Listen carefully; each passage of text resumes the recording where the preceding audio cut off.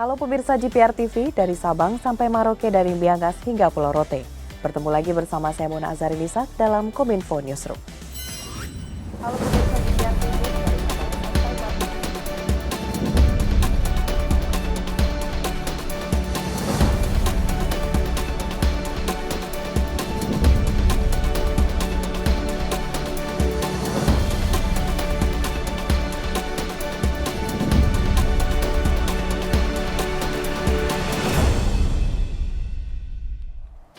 Pemirsa, mengawali informasi pertama, Menko Kemaritiman dan Investasi Luhut Binsar Panjaitan membawa sederet laporan kepada Presiden Joko Widodo mengenai hasil kunjungan kerja ke Arab Saudi beberapa waktu lalu. Ia menyampaikan bahwa rencana aksi pertemuannya dengan Pangeran Putra Mahkota Kerajaan Arab Saudi, Mohammed bin Salman.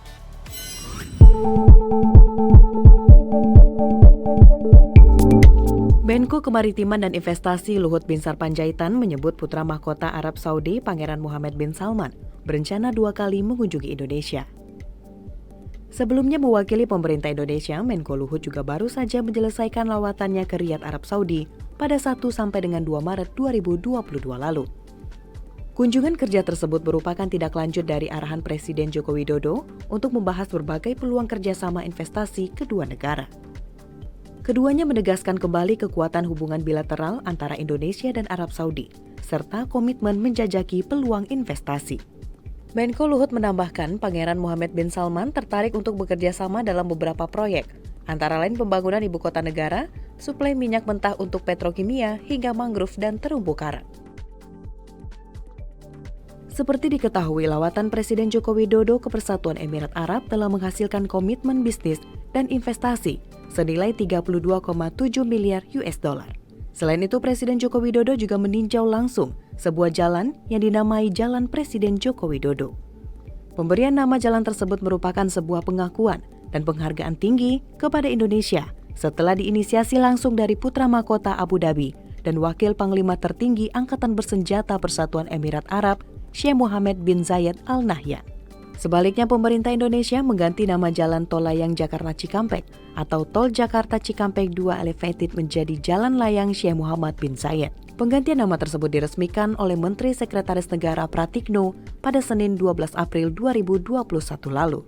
Jadi ada berbagai proyek yang ingin Crown Prince Mohammed bin Salman untuk kita kerjasamakan, yaitu termasuk tadi ibu kota, termasuk suplai crude oil ke Indonesia untuk nanti petrochemical kita sebanyak kira-kira 1,4 juta barrel per hari, dan lain-lain, mangrove, tadi juga coral reef. Masih banyak lagi proyek yang saya terus terang sudah kami laporkan pada Presiden.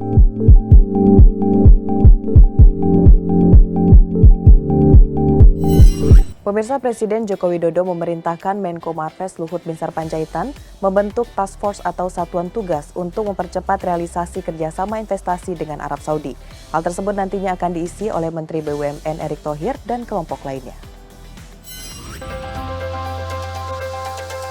Dalam rangka percepatan kerjasama proyek investasi antara Indonesia dengan Arab Saudi, Presiden Joko Widodo memerintahkan pembentukan satuan tugas atau task force khusus untuk mempercepat realisasi investasi dari Arab Saudi. Hal ini disampaikan Menteri Koordinator Bidang Maritim dan Investasi Luhut Binsar Panjaitan usai bertemu Presiden untuk melaporkan hasil pertemuan dengan Putra Mahkota Arab Saudi, Pangeran Mohammed bin Salman, di Riyadh pada 1 sampai dengan 2 Maret lalu. Menko Luhut menyatakan tim tersebut akan langsung bekerja dan berkomunikasi dengan pihak Arab Saudi, dan nantinya akan berangkat kembali ke Riyadh untuk melakukan perundingan teknis dengan pihak Riyadh. Nah, tadi Presiden sudah memutuskan tadi membentuk seperti task force untuk itu. Nanti di dalamnya ada saya sendiri dengan Pak Erik, kemudian ada nanti 4 grup, ada nanti Seto di situ, kemudian ada Rabin, ada Jody, ada juga tadi Rahmat. Jadi itu nanti akan jadi counterpart nanti dengan pihak Saudi, dan juga di situ nanti akan juga menyangkut pada rumah Mekah, rumah Mekah Indonesia yang itu akan dibangun oleh BUMN, dan itu akan mulai nanti insya Allah itu bisa terjadi semua kira-kira 2023. Selain itu, pemirsa, Menko Luhut juga menyampaikan pertemuan Presiden bersama mantan Perdana Menteri Inggris Tony Blair. Dalam kunjungannya, mantan Perdana Menteri Inggris menyatakan bahwa pemerintah Indonesia sudah berjalan di jalur yang benar.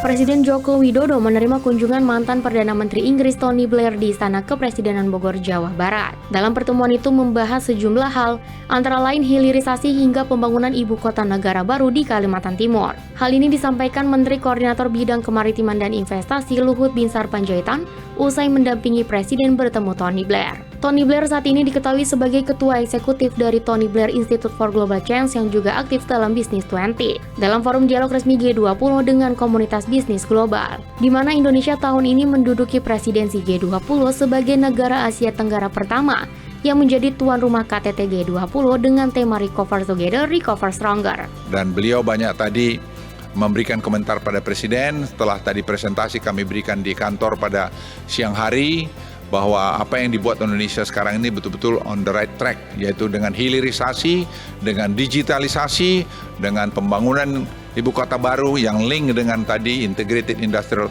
Park di North Kalimantan. Jadi saya pikir semua kita masih dalam jalur yang benar. Kita doakan aja supaya semua ini berjalan sesuai dengan apa yang kita plan. Sementara itu, berkaitan dengan transisi dari pandemi menjadi endemi di Indonesia, Jubir Satgas Wiku Adhisa Smito mengatakan hal tersebut hanya dapat tercapai jika masyarakat secara kolektif menjalankan pengendalian COVID-19 secara optimal.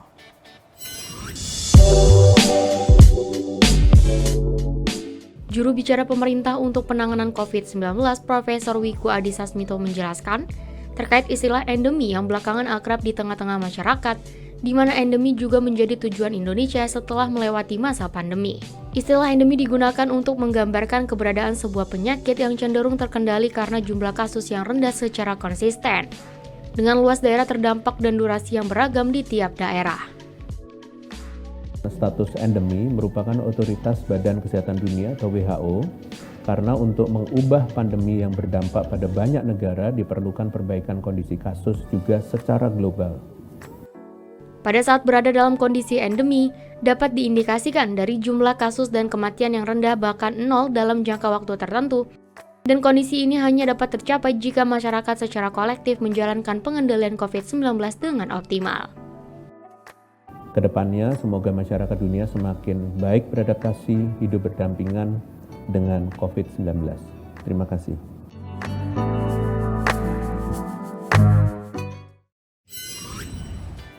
Pemirsa, informasi selanjutnya, juru bicara penanganan COVID-19 Wiku Adhisa Smito mengatakan bahwa untuk kedepannya vaksinasi COVID-19 di Indonesia akan terus dilakukan. Hal tersebut selain untuk meningkatkan kekebalan tubuh juga untuk menghindari vaksin kadaluarsa. Juru bicara penanganan COVID-19 Profesor Wiku Adhisa Smito mengatakan terdapat lebih dari 4 juta dosis berhasil digunakan sebelum kadaluarsa di bulan Februari lalu. Selain itu, untuk sisa dosis yang belum berhasil disuntikan telah berhasil diurus perpanjangan kadaluarsanya. Namun hal tersebut dilakukan secara hati-hati oleh pemerintah melalui diskusi dengan pakar dan pabrikan obat secara mendalam. Oleh karena itu, untuk memenuhi kebutuhan vaksin agar dapat digunakan sebelum mencapai tenggat kadaluarsa, pemerintah melakukan sejumlah strategi, di antaranya mengamankan pasokan yang ada, perencanaan yang baik melingkupi aspek logistik, tenaga vaksinator, maupun redistribusi ke daerah yang membutuhkan. Dan meminta pemerintah daerah meningkatkan koordinasi dengan pemerintah pusat agar pasokan vaksin yang sudah ada tidak terbuang sia-sia. Kedepannya dimohon agar pemerintah daerah meningkatkan koordinasi dengan pemerintah pusat agar alokasi vaksin yang diberikan dapat lebih terukur dan akurat sesuai dengan kemampuan daerah. Pemirsa, kita ke informasi selanjutnya. Dalam acara pelaporan surat pemberitahuan tahunan yang berlangsung hari ini, Direktur Jenderal Pajak Kementerian Keuangan Suryo Utomo mengungkapkan acara yang dilakukan oleh pejabat negara ini dapat menjadi contoh teladan bagi jajaran di kementerian dan lembaga.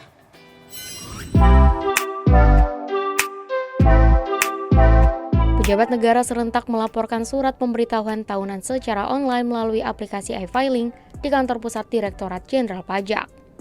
Dirjen Pajak Suryo Utomo mengungkapkan, Pelaporan SPT tahunan yang dilakukan oleh pejabat negara ini dapat menjadi contoh teladan bagi jajaran di Kementerian Lembaga dan Masyarakat Indonesia untuk tidak lupa menyampaikan laporan perpajakannya.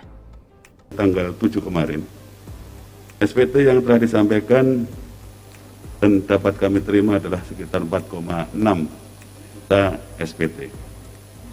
Terdiri dari 4,5 juta SPT wajib pajak orang pribadi dan sekitar 147.000 SPT wajib pajak badan.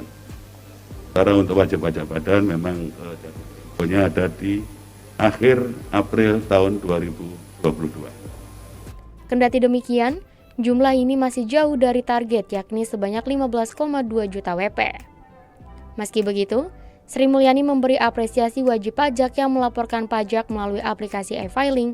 Aplikasi e-filing memudahkan wajib pajak menyampaikan laporan pajak tahunan lebih mudah dan cepat. Kehadirannya Bapak-Bapak sekalian, Pak Menko, Panglima, dan Kapolri, atas kehadirannya sebagai suatu simbol bahwa prinsip menjaga negara Republik Indonesia adalah give and take. Prinsip ini gotong royong. Yang bisa memperkuat Indonesia adalah kita sendiri. Dan yang paling penting adalah dalam hal ini memenuhi kewajiban untuk penerimaan negara yang didesain secara adil. Untuk ekonomi yang kuat dia membayar lebih banyak, untuk yang kurang kuat membayar lebih kecil, yang tidak mampu dibantu negara. Itulah yang kita lakukan di dalam rangka untuk mengelola dan mewujudkan cita-cita Indonesia yang adil dan sejahtera.